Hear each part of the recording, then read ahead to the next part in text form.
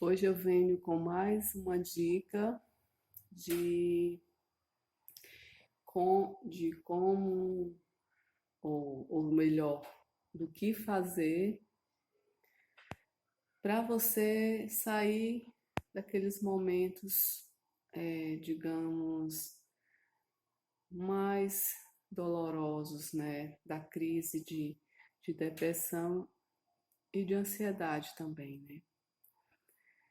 Essa dica, como eu tenho falado, né, de algumas músicas que eu tenho ouvido, é bom você preparar uma listinha quando você está no momento que você está bem, está mais tranquila, está com a mente mais no aqui e agora. Então você pegar um caderno, uma caneta e fazer uma lista de coisas que você pode fazer nas horas que você não estiver bem, nas horas que você estiver com a mente turbulenta, pensando em mil e uma coisa, carregando culpa do passado, com um excesso de futuro, que é a ansiedade, trazendo de um modo grosseiro, né? A depressão é excesso de passado e a ansiedade é excesso de futuro, né? Isso trazendo de um modo bem grosseiro, né? É claro que não é só isso, que envolve muitas coisas, mas trazendo de uma forma grosseira, poderíamos dizer dessa forma. E sempre o que eu tenho mais feito no momento é ouvir música, porque escrever praticamente eu não tenho conseguido. Ler também, tô lendo muito pouco. Hoje mesmo já tive crise de choro, já chorei bastante, mas eu estou aprendendo a conversar com Deus, estou aprendendo a me acolher, a me amar, a me aceitar como eu sou. E, e isso é uma jornada, é um passo a passo, é um dia de cada vez. Como dizem um dos lemas dos alcoólicos anônimos, né? Só por hoje.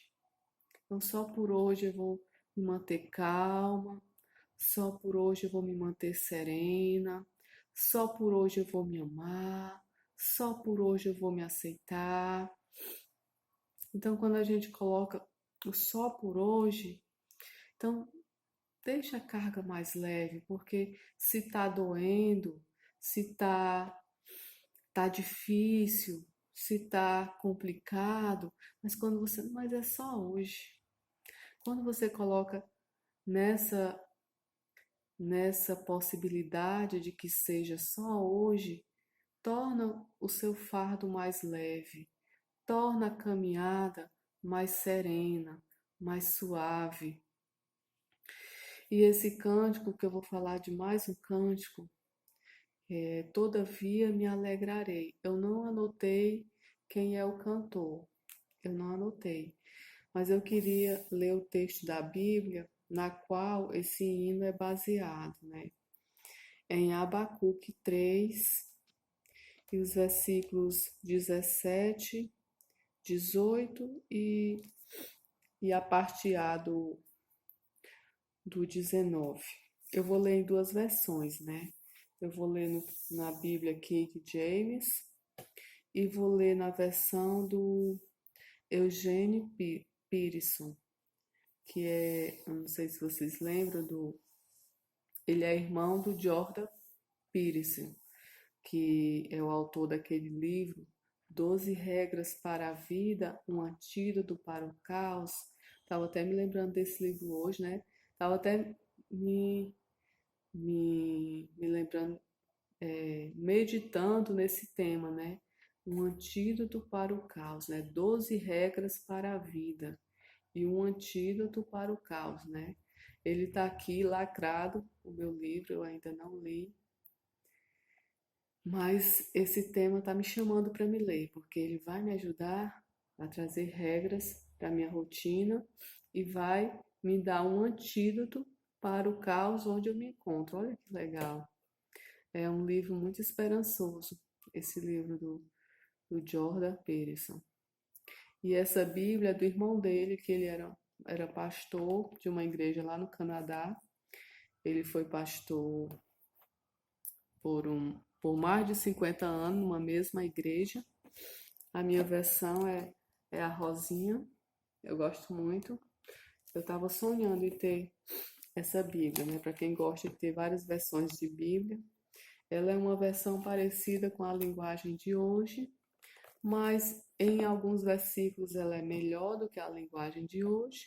Em outros versículos a linguagem de hoje é melhor. Por isso que é bom você ter várias versões. E diz assim, vou ler primeiro na King James. Mesmo que a figueira não floresça, nem haja fruto nas videiras, ainda que o trabalho da oliveira falhe e os campos não produzam alimento, ainda que o rebanho seja cortado do seu aprisco e não haja gado nos estábulos, ainda assim regozijarei no Senhor. Exultarei no Deus da minha salvação. O Senhor Deus é a minha força, e Ele fará os meus pés como das costas, e me fará andar sobre os meus lugares altos. Agora eu vou ler na versão do Eugene Peterson, que ela tem um pouquinho diferente, que complementa uma outra. Mesmo que não haja figo na figueira e as uvas nas videiras não amadureçam, mesmo que não se colham azeitonas e os campos de trigo não produzam, mesmo que os apriscos estejam sem ovelhas e as estribarias sem gado. Desde já cantem louvor jubilante ao Eterno, pulando de alegria diante de Deus. Olha que a versão como é legal. Pulando de alegria diante de Deus, meu Salvador, por saber que o governo do Eterno será vencedor. Sinto-me fortalecido e encorajado. Então, a palavra de Deus, eu creio na palavra de Deus e eu creio em Deus, creio em Jesus. Eu confesso que em crises muito intensas de depressão, eu não encontrava consolo na palavra de Deus. Uma coisa que eu observo, que tem acontecido comigo, que os traumas, eles não atrapalham não só os relacionamentos com as pessoas, mas os traumas, eles atrapalham o nosso relacionamento com Deus. Porque, querendo ou não, nós tendemos a relacionar o amor de Deus por nós como o amor de pai e mãe por nós. Então, se a pessoa não teve uma boa relação com o pai e com a mãe, ela também vai ter dificuldade de se relacionar com Deus. E eu, por muito tempo, eu tive essas dificuldades. Agora já melhorou bastante, já consigo encontrar consolo na palavra, já consigo me relacionar melhor com Deus.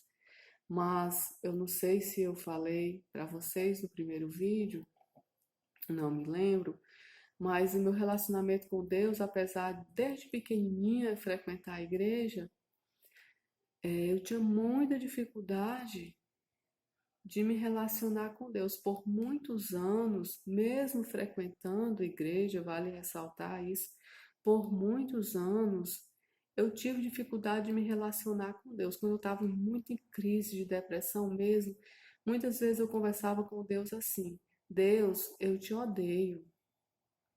Deus, eu não queria te conhecer, eu não queria entender e acreditar que o Senhor existe. Porque para mim, acreditar que Deus existia, acreditar que Deus existe, acreditar que Deus é o Senhor, eu enxergava como uma coisa ruim. Só para vocês terem noção do quão doente das emoções eu já estive. O quão doente dos meus sentimentos, das minhas emoções e da minha mente eu já estive. Muito doente. Se hoje tá ruim, mas eu consigo olhar para trás e ver que já foi muito pior. Muito, mas muito, muito, muito pior. E eu observo o Deus amoroso como Ele é, bondoso como Ele é. Ele vai trabalhando na vida da gente, vai operando na vida da gente, de uma forma que eu não sei explicar, mas muita coisa eu já superei. Eu não sei explicar como eu superei. Por exemplo, duas coisas que eu superei, que eu me lembro. Eu não conseguia ouvir a minha voz em áudio. Até bem pouco tempo atrás, acho que um ano atrás, eu não conseguia conversar com alguém por áudio no WhatsApp, por exemplo, porque eu não suportava ouvir minha voz. E quando foi de repente, eu comecei a conversar com os meus colegas no WhatsApp fazendo áudio, e hoje eu faço áudio na maior tranquilidade, à vontade, não tenho mais esse problema. Eu não sei porque eu não gostava de ouvir a minha voz. Eu não sei. E, e outra coisa que eu venho sendo transformada, e eu sei que é a ação de Deus na minha vida, e através de vários processos terapêuticos também, porque Deus nos deu inteligência e nos deu os processos terapêuticos. Por muitas vezes, eu queria que acontecesse na minha vida um milagre. Eu queria ficar bem instantaneamente. Mas eu já entendi que não é assim. É um passo a passo, é um processo, e isso eu já entendi, já está muito claro para mim. Deus vai me transformando através dos processos terapêuticos, através da sua palavra, através de uma música, e assim Deus está operando na minha vida, né? E a outra coisa que eu tenho superado é a questão do perfeccionismo, porque eu não sei, também não sei explicar como é isso, mas assim, eu estar fazendo um vídeo falando para as pessoas das minhas imperfeições, sem maquiagem, sem estar arrumada e, com a minha mania de perfeccionismo, sem música de fundo, sem vinheta, sem capa. E eu estar conseguindo fazer isso, então foi uma grande superação. Muito, uma grande, grande superação dessa questão de lidar com o perfeccionismo. Até porque eu também me achava perfeita. E agora eu estar conseguindo falar das minhas imperfeições é assim algo, é, é Deus mesmo operando em mim. Só posso dizer isso, que é Deus agindo em mim. E a música, vamos lá para a música, porque já o tempo passa muito rápido. A música diz assim: Eu tenho um Deus que não vai deixar essa luta me matar, o desespero me tomar. Confesso que essa música tem sido bastante, como é que eu quero dizer, tem trazido conforto para mim. Tem trazido conforto porque eu tenho um Deus que não vai deixar essa luta me matar. Então, tá doendo? Tá doloroso, mas está no controle de Deus. Porque a próxima estrofe vai falar que por mais pressão que seja a situação, O controle ainda está na palma das mãos de Deus. Então, o controle não está nas minhas mãos. Ainda bem que não está nas minhas mãos. Ainda bem que o controle está nas mãos de Deus. Então, ouvir essa música, ela vai preenchendo a minha mente de coisas boas, vai abrindo a minha mente para um leque de possibilidades de coisas que Deus pode fazer na minha vida. Diz que o choro dura uma noite, mas a alegria, ela vem pela manhã. Eu creio, eu creio. É interessante, né, que nós temos que uma noite, ela dura 12 horas, né? Mas a minha noite já dura já mais de 20 anos. Isso depois que eu venho tomando consciência do processo de, de ansiedade e depressão, né?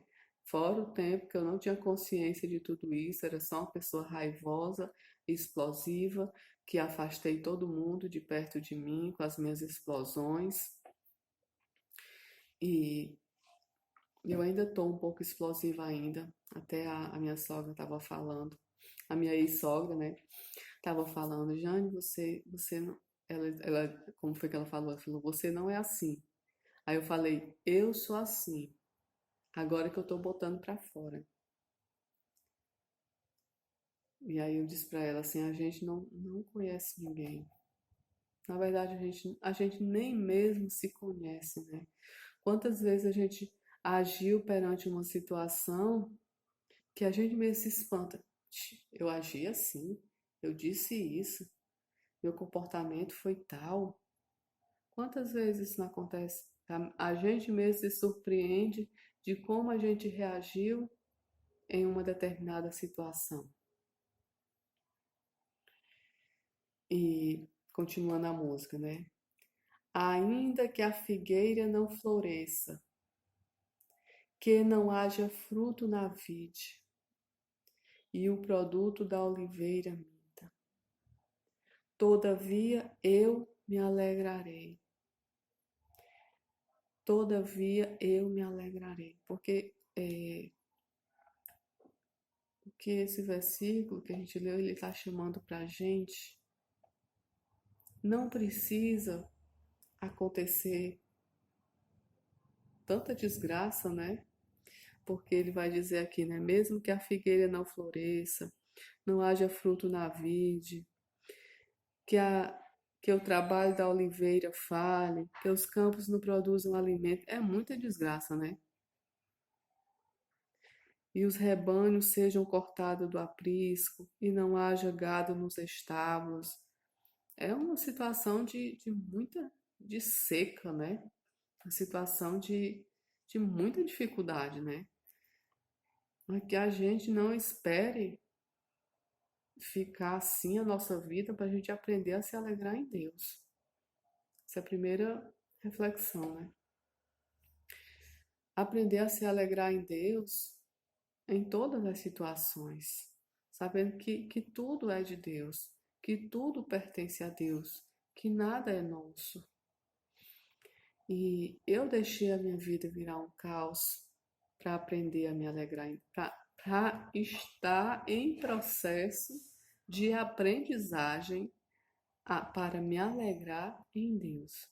Porque a pessoa depressiva é uma pessoa triste, pessoa desmotivada, cabisbaixo, ombros caídos. E tudo isso, essa postura, proporciona determinada produção de hormônios ou neurotransmissores e que vai, como é que eu quero dizer? Vai confirmar o seu estado, né? Tá vendo como você não tá bem? E vai confirmar o seu estado, né? Até eu lembrei agora do livro, né? Do Jordan Peterson, 12 regras para a vida, um antídoto para o caos. já tô com expectativa para ler esse livro, né? Eu sei que eu já ouvi um comentário que a minha colega já leu e me passou, né? Que no primeiro capítulo ele incentiva você levantar os ombros, né? Estufar o peito para frente, né? A postura de. Aí ele cita até o exemplo dos caranguejos, né? Os caranguejos que eram vencedores nas brigas, eram justamente caranguejos que tinham essa postura, né? Ombros levantados, peito para frente, que é uma postura que faz você produzir determinadas substâncias que promovem o bem-estar, né? Que é o contrário de uma pessoa quando está depressivo, ele fica de ombros caídos, que produz a substância que vai promover ainda mais tristeza, mal-estar, negatividade. E o desafio para quem está passando pelo processo de depressão é justamente sair da negatividade. Então é por isso que é bom ouvir muitas coisas boas. Ouça, escolha a sua playlist, né? Sejam pregações, sejam músicas, sejam palavras de motivação, sejam frases de motivação, sejam palestras motivacionais. Então, a proposta aqui é que você desenvolva seu próprio método para sair desse caos, né? Para você desenvolver uma mentalidade, uma mente que enxerga possibilidades, né?